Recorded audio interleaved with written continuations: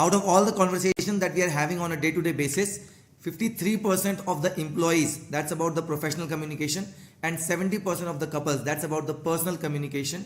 It is happening in a very disturbed kind of way. People avoid difficult conversations. Couples, employees, bosses, everybody is trying to avoid these conversations because it is very difficult to, be the bad person.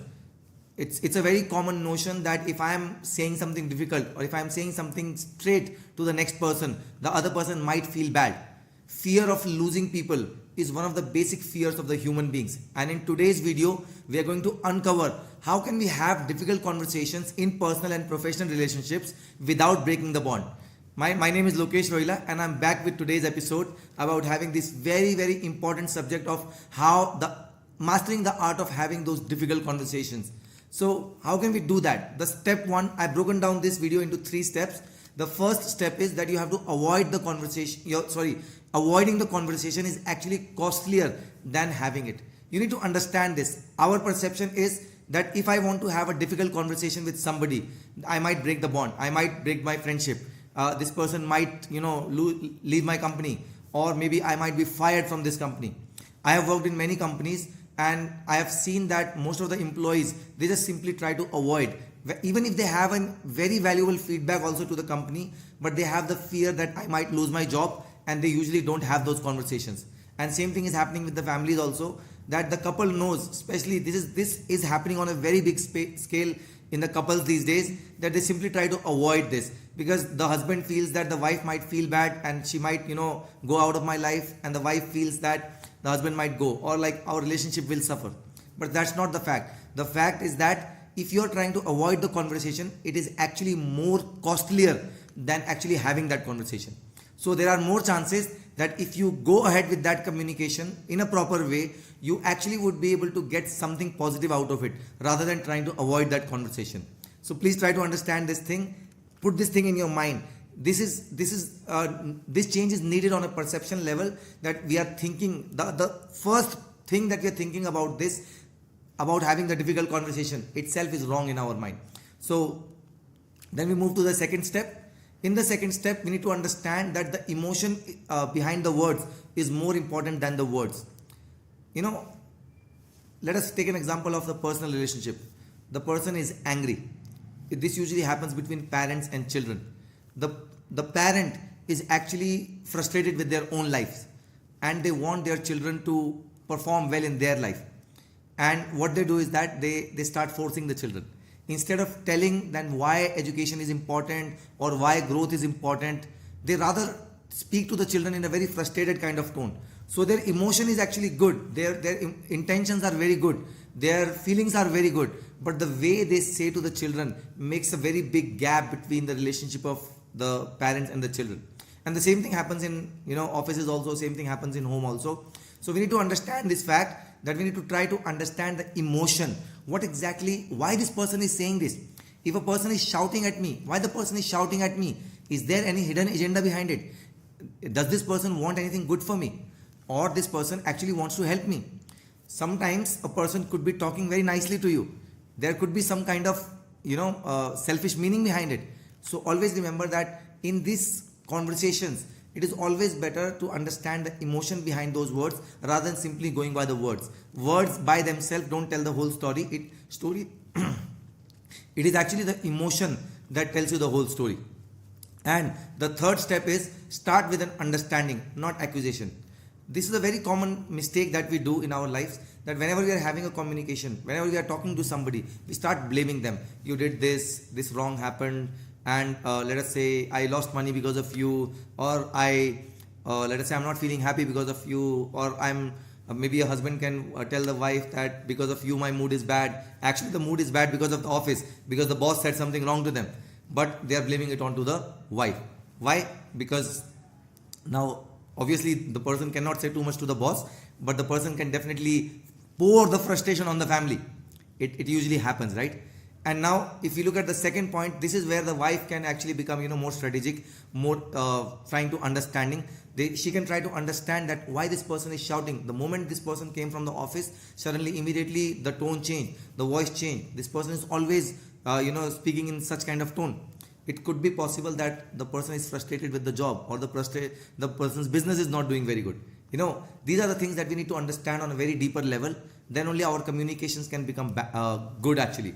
And so now if this wife has started to feel that the person is pouring the frustration from the business or the job to the family, now the wife has the responsibility to take charge, that okay, I need to hold this conversation with my husband. Why are you pouring the conversation? Why are you pouring the frustration? And in this case, rather than blaming the person, you can say that, oh, I understand that you sound frustrated. I understand that you are very tired. And what could be the reason behind it? If the wife starts blaming that, why are you pouring the frustration on the family? That would be a wrong thing. But if the wife says that, you're not feeling, I can see that you're not feeling very good. I can see that you're feeling frustrated. Now, this way you can actually have that conversation going towards a positive direction. If you start with the blame, definitely this conversation is going to go in the wrong direction. I hope you understand what I'm trying to say to you. Go behind the emotions. Try to understand the feeling of the next person rather than try to blame that. And this is what matters in communication. This is how you can also have difficult conversation without actually, need to have any kind of argument or any kind of wrong feelings for the person. As I said that we have 6 basic fears in our life, and one of the basic fears is fear of losing connections, fear of losing people.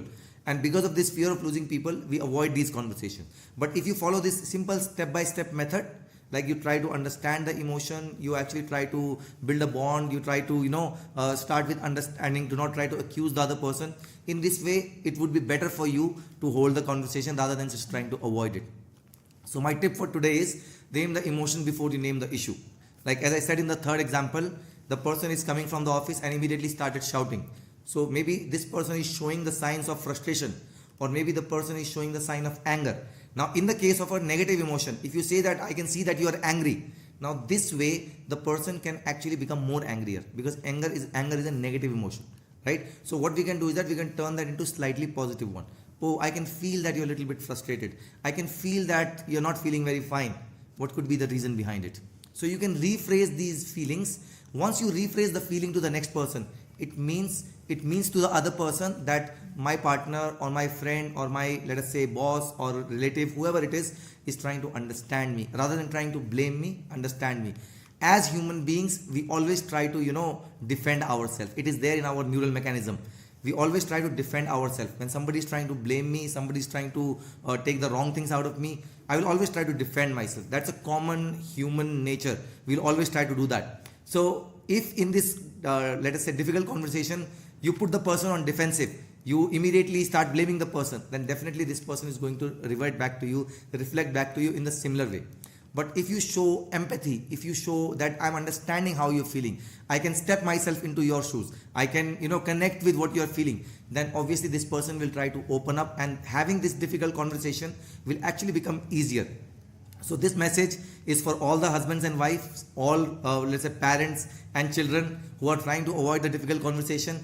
And this message is also for all the businessmen and the people who are doing jobs, that please have those difficult conversations in a positive way, in an understanding kind of way, rather than trying to avoid it. Avoiding this conversation is only going to increase the problem. It's never going to solve the problem. So I want to ask you one question before leaving for today. Today's activity is that, what is that one conversation? I'm 100% sure that you have many of those conversations, but what was that one conversation in the last, let us say, 7 days or 2 weeks, 3 weeks, whatever, that you have been putting off lately, that you have been trying to avoid? It could be in your personal life, it could be in your professional life. I would like to know about that. I hope that you would put that into the comment box. I'll be waiting to read your comments, and I'll be glad to answer you. I'll be glad to help you. So, and also write out the reason why you're trying to avoid it. What is that you're fearing? Are you fearing of losing your job? Do you have the fear of losing the relationship? Do you have the fear of having an argument? Or do you have the fear of simply, losing your voice or losing your face? Why are you trying to avoid it? And is there anything that you could rephrase? What was the emotions? Are you able to try to understand the emotions? We are emotional creatures. We are not logical creatures, right? So if we are having conversation with the next person with the emotions in hand, it would be actually better to have that conversation. But if I'm just trying to be on the logical side, that let us say 2 + 2 = 4, and this person is shouting, this person is angry. Obviously the person is angry. but what is the reason behind it? What is the emotion behind it? So go behind the meaning, go behind the emotion. Don't try to jump into conclusions and have those difficult conversations. That is the message for all of you today. I hope you liked the video today. I will come again tomorrow with a new chapter, with a new video, with a new topic.